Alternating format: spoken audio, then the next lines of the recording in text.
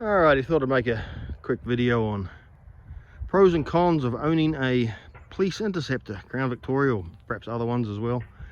Here's the deal. Got this one out of Sheffield, Alabama. That's why she's now being called Field Lice. Had to get it home somehow. It's not a bad old vehicle. It had a bit of a knock on the front, but I got that out. Just had to put a new window in it. Driver's side. Pretty clean vehicles, most of them inside and out. As you can see, they're not tore up. They're usually taken pretty good care of, these vehicles. Fleet vehicles usually are. But and I got that one's a 2010. This one's a 2008. Got that one out of Oklahoma City. It's only got 92,000 miles on that one. Got this one out of Louisiana, New Orleans. It was an ex-detective's vehicle, so it doesn't have any holes in it, no spotlights. Same as that one, ex-detective's out of New Orleans. That's a beautiful car, that one there. They all need cleaned, of course. This one had the bumper missing off of it and the fascia. And the inside of this one was pretty well missing. It had no steering wheel, no dash, no cluster. So I went ahead and put all that in. As you can see, this one's got the civilian seats in it. All the interceptor running gear, but civilian seats in it. And really nice. That's dirty. I've got my junk in it. Yeah, I know. Anyway, this one here, that one's a 2006. This is a 2005. This is the Unicorn. Has an actual antenna on this one. This one's a real clean one too. So they're messy, but it's got, let's say 99. I got up with 96,000 miles on it. I've driven it a little bit. So that's dirty. But this is the year they had the newer steering wheel on them, but the older dash on them. As you see, it's got doesn't have the RPM gauge on this one, but it's got an oil pressure gauge and voltmeter on this one, where the newer ones don't have any of that. But that's clean too. And as I say, ex vehicle out of New Orleans, detective's vehicle. No holes here where the spotlights go, no holes on the roof, no holes anywhere for antennas. They're always good to find, the detective's ones. Street appearance package. It's got the chrome grille on it. Normal interior of the Crown Vic, but that one there was also a street appearance package, but I had to put a new grille on that. That's why it doesn't have the chrome grille. But what you're going to find, especially a vehicle marked up like that, when you're driving down the road, well, hang on, let me look at this one. This one's out of Woodward, Oklahoma, and it's a parts vehicle now. Bad transmission in that, good motor. What you'll find though is people slow down to 3 under when you get behind them. Really annoying. Or people pull over for you for no reason. People do stupid stuff in general. They see it and they think it's a cop. There's not many cops out there called Field Lice, but they don't read that. They just look at it and go, hey, look, that's a police car. Well, it's not. They don't use these much anymore. Not many departments have these. And they are superb value. If you can find one cheap enough, they are great. I've got all mine really cheap. Done a lot of work on them, but they are what they are. They have heavier suspension than the civilian ones. They have better cooling. The change points on the transmission are changed. Dual pipes. They're about 264 horsepower, I think, is what they are. These are all interceptors, and you can tell by looking at the interceptor, real easy. I also got bigger brakes. If you can look at the VIN number. Well, let's have a look. Now look on the inside of this one, maybe it'll help. It has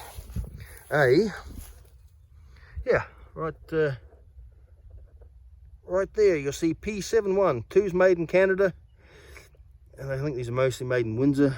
F is Ford, and then you go down, you see P71.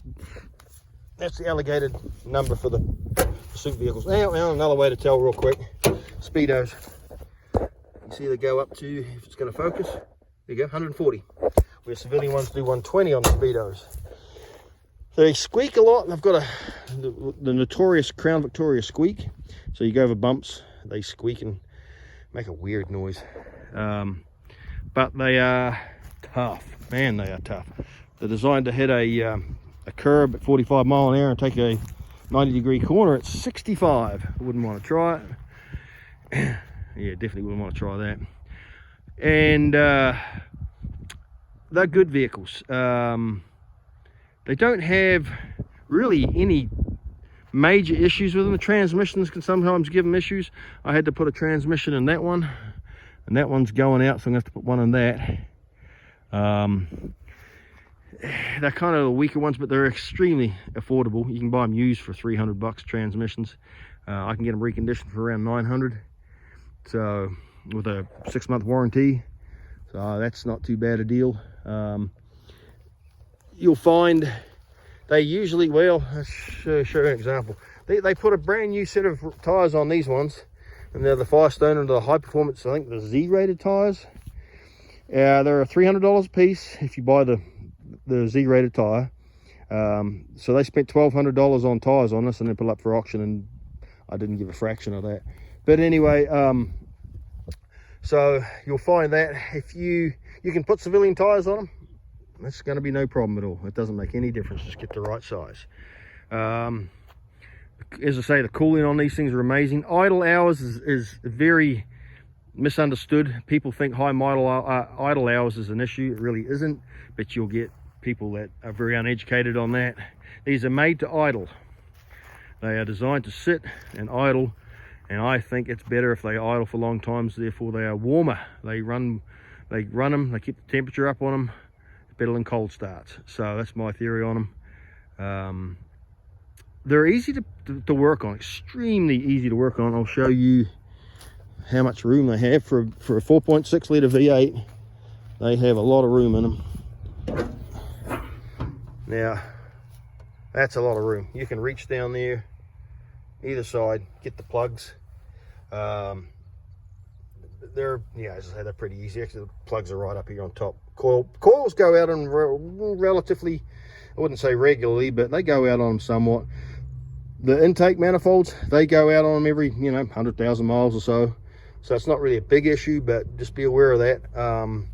They're not hard to work on. You can just undo this, fold everything back, take the manifold off. It's about a 3-hour job. That's what it takes me. I've done 3 or 4 of them. Really isn't an issue. What else can I tell you? Not really a lot. I mean, they are just tough, and they ride nice. They get about 23 miles a gallon, depending on the gearing, but that's what I've got out. All my vehicles get 23 miles a gallon, doesn't matter which one. Another thing that I've found, and you'll find stories about, like these patrol vehicles, the ones that are used every day, the right hand rear axle bearings go out on them somewhat, depending on how much they get used and abused.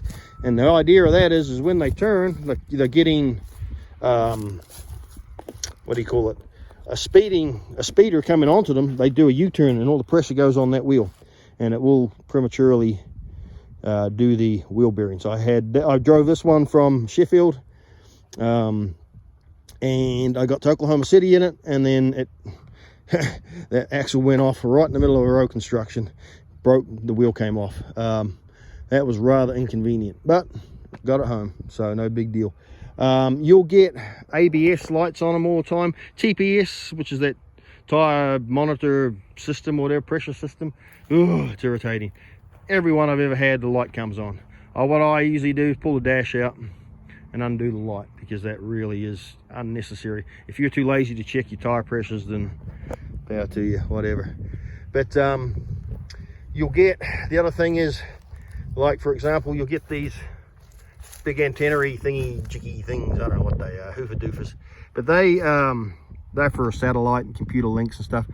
You unscrew them, and they look kind of like just a normal antenna. And then, so what you can do is put a rubber grommet like that. You can buy them for like 50 cents a piece. Fills them in, doesn't look too bad.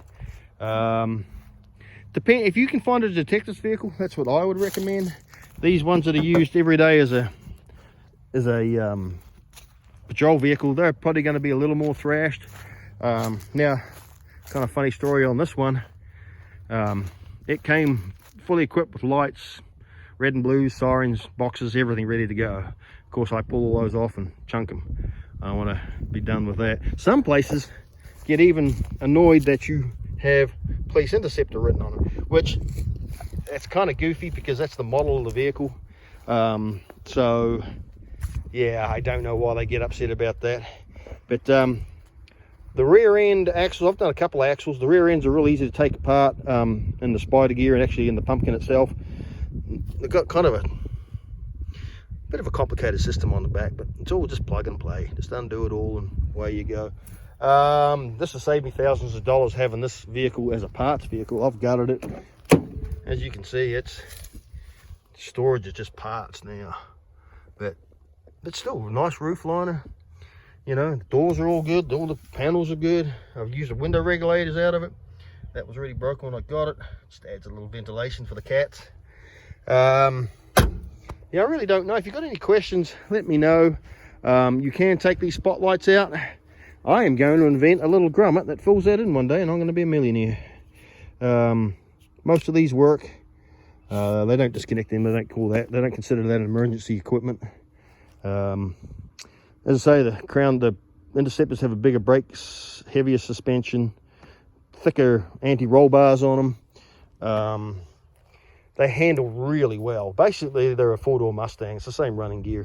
And the other thing, it has the same running gear as the Lincoln Town cars. They have a higher output alternator on them. I think it's 180 amp. I can't praise these vehicles enough. They're getting popular. People are starting to click on to realize how good they are. They use them for taxi cabs and up, you know, Illinois, New York, places like that. And they go literally over 1 million miles on the original running gear on some of these if they're well maintained. And that's a good thing about buying from the cities.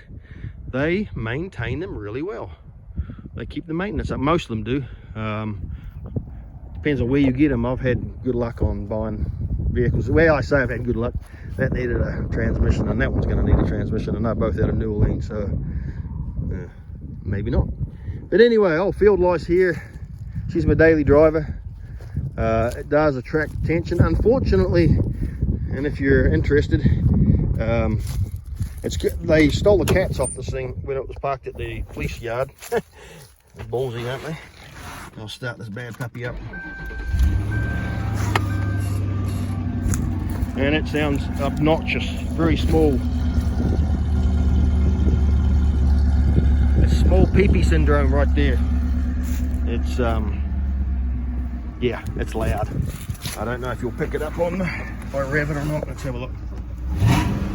Yeah, that's for people with small pee-pees.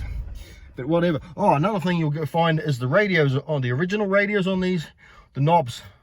You go to turn them down, and the volume will go up. Turn the volume down, and it'll go up. It goes up and down, up and down. Just these are like $14 for these Bluetooth radios. This little parcel shelf, the surround, they are like $15, $20, and the wiring's like $14. And it takes you about 30 minutes, and you can go ahead and put a new one in, and they are fantastic. Ice cold ACs in these things. They are really nice. Well, if you have any questions, let me know. And yeah, if there's anything, hopefully it helped you out, make your decision on buying one of these. I recommend them. They are fantastic vehicles. Appreciate your time. Stay safe. Cheers.